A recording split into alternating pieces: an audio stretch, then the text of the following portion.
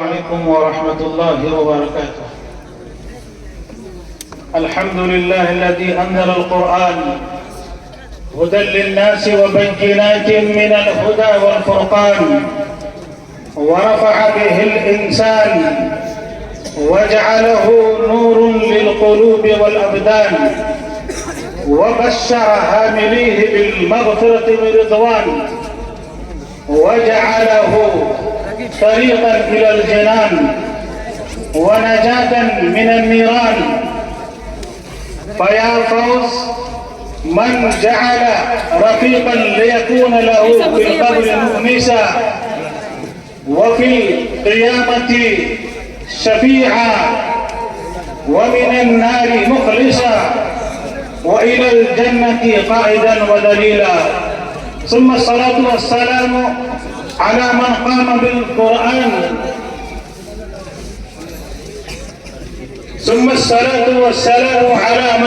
بالقرآن حتى تورمت قدماه حبا لله حبا له وللرحمن، وعلى الهادي النبي العدنان. أعوذ بالله من السميع العليم من الشيطان الرجيم.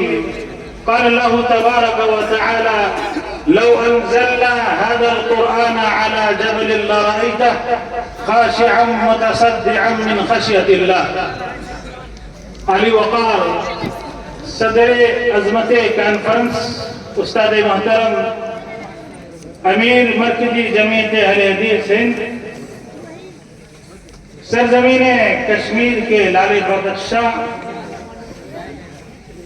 اسٹیج پہ جماعت و جمعیت کے علماء، فضلاء، نبغاء، نجباء، ادباء، اللہ رب العالمین کا فضل و کرم ہے کہ ہم اس عظیم کانفرنس میں سن رہے ہیں، سنا رہے ہیں. مبارکباد کے مستحق ہیں اس ادارے کے بانی مؤسس ابو یاسر شمیم اصلاحی حفظہ اللہ. ہم سب مل کے دعا کریں اللہ رب العالمین اس کے ان تمام کوششوں کو قبول فرمائے. اس عظمت کانفرنس سے تعلق سے میں بھی چند کلمات آپ کے سامنے رکھوں گا، اور خصوصی طور پر ان طلبہ کے لیے جنہوں نے مشارکت کی ہے اس کانفرنس میں حصہ لیا ہے. یہ ہمیں معلوم ہے کہ یہ قرآن مجید اللہ رب العالمین کا نازل کردہ کتاب ہے. اس کے نزول کے بعد آسمانی ساری کتابیں منسوخ کر دی گئی. یہ کتاب میں رشد ہدایت ہے. یہ کتاب بندوں کو خالق سے ملاتی ہے، اور یہ کتاب بنجر دلوں میں، اجڑے دلوں میں ایمان و یقین کے سبزے اگاتی ہے. یہ کتاب مایوس زندگیوں میں امید اور آگ کی شمع روشن کرتی ہے. اور دشمنان اسلام نے نزول قرآن سے ہی اس قرآن کو ختم کرنے کی کوشش کی، اس قرآن کو جلانے کی کوشش کی. لیکن دشمنان اسلام اس وقت بھی چاہتے تھے، ابھی بھی چاہ رہے ہیں کہ یہ روشنی جل نہ پائے، لیکن ہمارا رب چاہتا ہے کہ یہ روشنی بجھ نہ پائے. کیوں؟ رب العالمین نے فرمایا: اِنَّا نَحْنُ نَزَّلْنَا الذِّكْرَ وَإِنَّا لَهُ لَحَافِظُونَ. اس قرآن کو ہم نے نازل کیا ہے، اور حفاظت کی ذمہ داری بھی ہمارے رب نے لی ہے. اسی لیے یہ نظام قدرت ہے. قرآن کے نزول سے ہی آپ ہزاروں اور کئی صحابہ کرام کو حفاظ کرام یا مکمل قرآن حفظ کرنے والے پائیں گے، اور یہ سلسلہ تا قیامت جاری رہے گا. 80 سال سے متجاوز عمر والے بھی آپ حافظ قرآن پائیں گے، 90 سال متجاوز عمر والے بھی آپ حافظ قرآن پائیں گے. تو وہیں بچپن و نوخیزی کی بہاروں کی آغوش میں چہچہانے والے معصوم بچے بھی حافظ قرآن پائیں گے، اور ان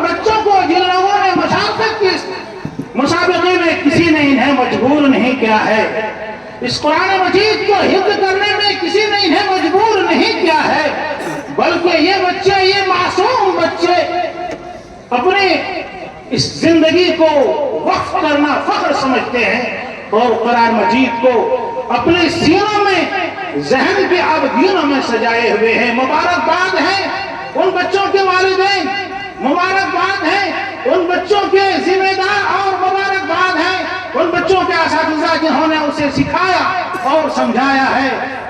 اس قرآن کا جب نزول ہوا تو وہ ادبا اور وہ بلغا جن کی زبان کی سلاست اور جن کی زبان کی فصاحت کی طوطیاں بولتی تھی، لیکن سبوں نے گھٹنے دے دیے، اور جنہیں اعتراض تھا کہ یہ اللہ کا کلام نہیں ہے، محمد کا کلام ہے، رب العالمین نے زبردست چیلنج کیا اور کہا فَلْيَأْتُوا بِحَدِيثٍ مِثْلِهِ إِن كُنتُمْ صَادِقِينَ۔ تمہیں اگر اختلاف ہے، تمہیں اگر شک ہے کہ یہ محمد کے رب کا کلام نہیں ہے، ایک جیسا قرآن کو لے آؤ، عاجز رہے۔ دوسرا چیلنج رب العالمین نے کہا فَأْتُوا بِعَشْرِ سُوَرٍ مِثْلِهِ، 10 سورتیں ہی لے آؤ، پورا قرآن نہیں لا سکتے، 10 سورتوں کو لے آؤ، نہیں لا سکے، عاجز رہے۔ آخر میں رب العالمین نے کہا إِن كُنتُمْ فِي رَيْبٍ مِّمَّا نَزَّلْنَا عَلَىٰ عَبْدِنَا فَأْتُوا بِسُورَةٍ مِّن مِّثْلِهِ وَادْعُوا شُهَدَاءَكُم مِّن دُونِ اللَّهِ إِن كُنتُمْ صَادِقِينَ۔ اپنے حواریوں کو، اپنے مددگاروں کو، تمام لوگوں کو بلا کر صرف اس قرآن مقدس کی ایک سورت لے آؤ۔ یہ آیات قرآن مجید کی عظمت کے لیے کافی نہیں ہے، یہ آیات قرآن مجید کی مقدس اور عظمت کے لیے کافی نہیں ہے۔ معزز صاحب نے کرام رب العالمین نے فرمایا لو انزلنا هذا القرآن على جبل لرأيته خاشعا متصدعا من خشية الله۔ کیا یہ آیت عظمت قرآن کے لیے کافی نہیں ہے؟ رب کا فرمان ہے کہ اگر اس قرآن کو کسی پہاڑ پر اتار دیتا تو پہاڑ ریزہ ریزہ ہو جاتا۔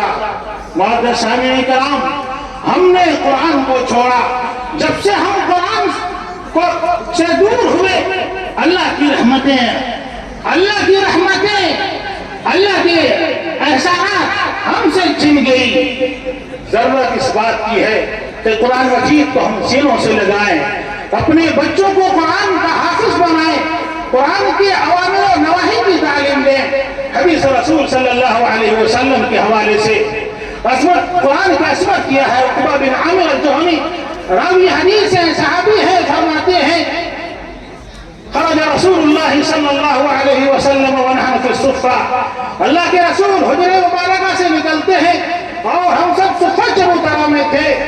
آپ نے فرمایا أَيُحِبُّ أَحَدُكُمْ أَن يَغْدُوَ كُلَّ يَوْمٍ إِلَى بُطْحَانٍ أَوْ إِلَى عَقِيقٍ، کیا تم میں سے کوئی شخص یہ پسند کرتا ہے، چاہتا ہے کہ روز صبح وادی بطحان یا وادی عقیق جائے؟ اس زمانے میں یہ دونوں وادیوں میں بازار لگا کرتے تھے جہاں اونٹوں کا خرید و فروخت ہوا کرتا تھا۔ آپ نے فرمایا أَيُحِبُّ أَحَدُكُمْ أَن يَغْدُوَ كُلَّ يَوْمٍ، تم میں سے کون پسند کرتا ہے کہ روز صبح جائے بطحان یا عقیق فَيَأْتِي مِنْهُ بِنَاقَتَيْنِ قَوْمَوَيْنِ۔ اس نقطے کو سنیں، اس حدیث رسول کو سنیں نوجوانوں مسلمانوں۔ رسول کریم نے فرمایا فَيَأْتِي مِنْهُ بِنَاقَتَيْنِ قَوْمَوَيْنِ زَهَرَوَيْنِ فِي غَيْرِ عِتْمٍ وَلَا قَتْرٍ، وہاں جا کر دو ایسے اونٹ لائیں جس کے کوہان بڑے ہوں، نوجوان ہو، خوبصورت ہو۔ آپ کو معلوم ہوگا اس طرح صفت کے اونٹ قیمتی اور مہنگا تصور کیا جاتا ہے۔ حضرت عقبہ بن عامر رضی اللہ تعالیٰ عنہ فرماتے ہیں یا رسول اللہ نحب ذلک، یہ تو ہم سب پسند کرتے ہیں، سب چاہتے ہیں۔ نبی کریم صلی اللہ علیہ وسلم کے اس فرمان کو سنیے اور بشارت ہے ان طلبہ کے لیے، بشارت ہے ان طلبہ کے غارجین والدین کے لیے جنہوں نے اس مسابقے میں حصہ لیا ہے، جنہوں نے اپنے بچے کو حافظ قرآن بنایا ہے۔ نبی کریم صلی اللہ علیہ وسلم کے اس فرمان کو یاد رکھے کہ نبی کریم نے کیا فرمایا تھا۔ فرمایا افلا یغدو احدکم الی المسجد، تم میں سے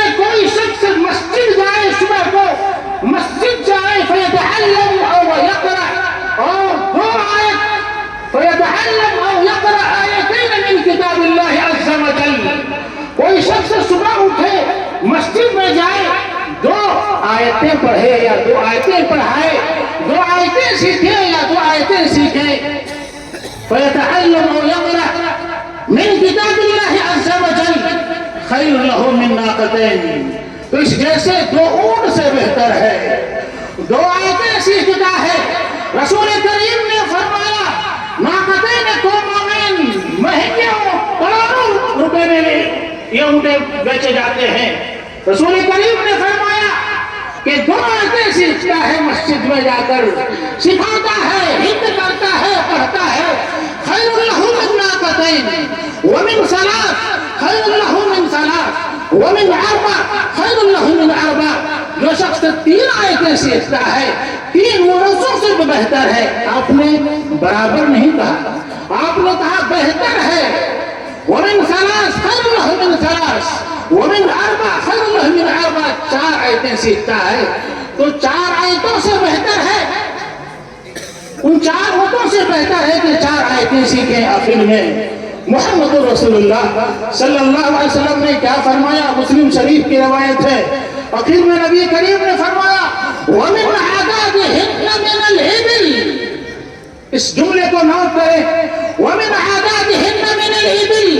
ऊंट के चाहे अगर कोई तालिब या कोई शख्स मस्जिद में जाकर 20 आयतें सीखता है, 30 आयतें सीखता है, 50 आयतें सीखता है इला आखिरी, तो इस जैसे 50 ऊंट से बेहतर है। कहाँ है मुसलमानों, कहाँ है नौजवानों? हमसे अगर हमारा मोबाइल गुम हो जाए 2 घंटे, हमसे अगर व्हाट्सएप बंद हो जाए 2 घंटे, हमें दिन में तारे नजर आने लगते हैं और कुरान मजीद घर में रखा हुआ है, कुरान मजीद मस्जिदों में रखा हुआ है, घर के बाहर आ जाता है, हमें उठाकर पढ़ने की तौफीक नहीं होते हैं। और फिर कहते हैं रब की मदद नहीं आती, रब की नुसरत नहीं आती। कहाँ हम खोए हुए हैं, कहाँ भटके हुए हैं। एक और हदीस मुस्लिम शरीफ की रवायत है। नाफे बिन हारिस रज़ियल्लाहु तआला अन्हु रावी हदीस है। ये मक्का के गवर्नर थे उमर बिन खत्ताब के जमाने में। हदीस में है कि उमर बिन खत्ताब मक्का तशरीफ ला रहे थे, ये निकलते हैं इस्तकबाल के लिए। नाफे बिन हारिस लक़िया उमर बिन अस्फ़ान, मक्का से तकरीबन मदीने के रास्ते में एक जगह है, अस्फ़ान 30 किलोमीटर दूरी पे है। मुलाकात करते हैं नाफे बिन हारिस। हजरत उमर बिन खत्ताब रज़ियल्लाहु तआला अन्हु पूछते हैं, सवाल करते हैं, मन इस्तअमलत अला अहलिल वादी, तुम यहाँ चल कर आए हो, मक्का से 80 किलोमीटर तक मेरे इस्तकबाल के लिए आए हो। मन इस्तअमलत अला अहलिल वादी, तुमने मक्का के अशराफ को किसके हवाले कर दिया? कुर्बान जाइए। नाफे बिन हारिस के जवाब को सुनिए नौजवानों, आवेशर से नहीं, दिलों और दिमागों में लिखिए और बिठाइए। हज़रत नाफे बिन हारिस फरमाते हैं, इब्न अब्जा के हवाले मैंने किया है अमीरुल मोमिनीन। उमर बिन खत्ताब कहते हैं अरे इब्न अब्जा, ये इब्न अब्जा कौन है? इब्न अब्जा अब्दुर्रहमान बिन अब्जा जो सगारे ताबई हैं। फरमाते हैं कि इब्न अब्जा कौन है?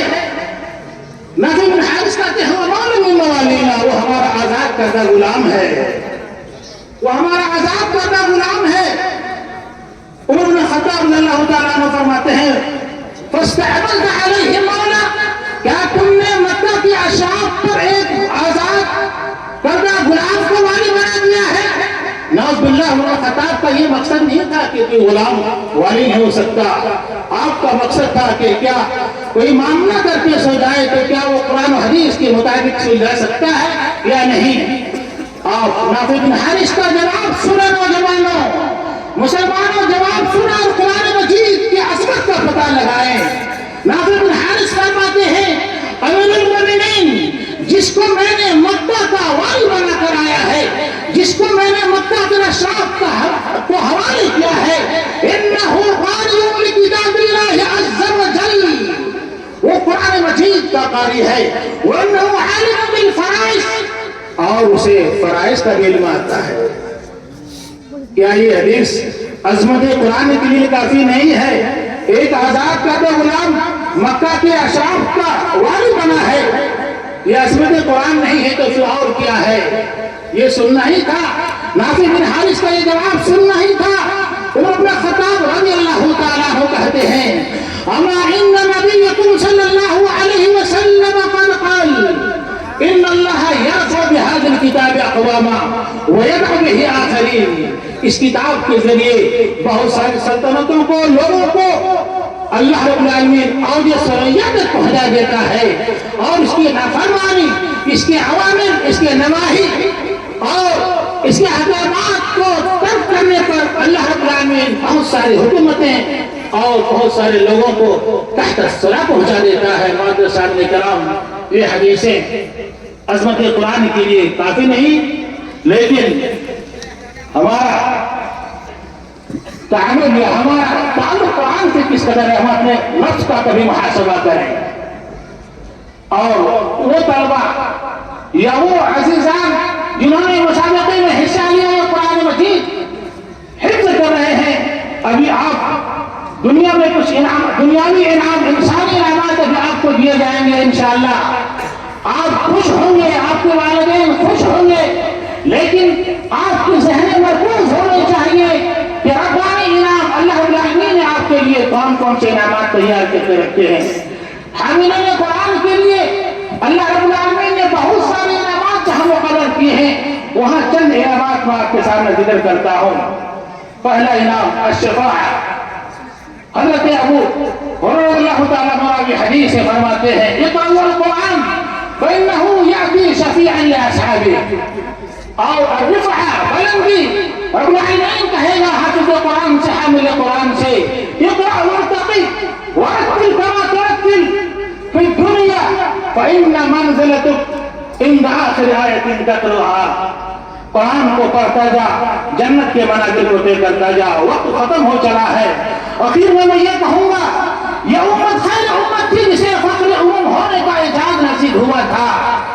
یہ وہ موریہ نشین تھے جن کے آگے قیصر و کسریٰ کی شہنشاہیتیں سر نگوں تھیں، تاج و تخت کھوبروں میں تھے، آسمان کی فتح جن کی عظمت کو جھک کر سلام کرتی تھی، بحر پر جن کی سطوت سے لرزاں تھے، دست و جبر جن کی ہیبت سے ہراساں تھے۔ تب تک مسلمانوں ہمیشہ نہیں، جب تک اس قرآن سے اپنے تعلق کو استوار رکھے، باقی رکھے۔ ضرورت اس بات کی ہے، ہمیں عدل چاہیے، ہمیں امن کی تلاش ہے۔ میں اپنوں کو بھی، برادران وطن سے بھی گزارش کروں گا، آئے سب مل کر قرآن کو پڑھیں۔ قرآن میں عدل انصاف کی کار فرمائیاں ہیں، محبت اخلاص کی دل نوازیاں ہیں، امن و امان کی نظم ریزیاں ہیں، نشاط و طرب کی بزم آرائیاں ہیں، اور تہذیب و شرافت کی جلوہ سامانیاں ہیں، روحانیت کے عنبر فشانیاں ہیں۔ معزز وقت ختم ہو چلا ہے، رب العالمین سے دعا ہے الہا ہماری کوتاہیوں کو تو درگزر فرما، ہمیں قرآن سے تو قریب کر دے مولا کریم۔ قرآن کو حفظ کرنے، اس کے معنی مفاہیم سمجھنے اور دوسروں تک پہنچانے کی توفیق دے۔ وآخر دعوانا الحمدللہ رب العالمین، والسلام علیکم ورحمۃ اللہ وبرکاتہ۔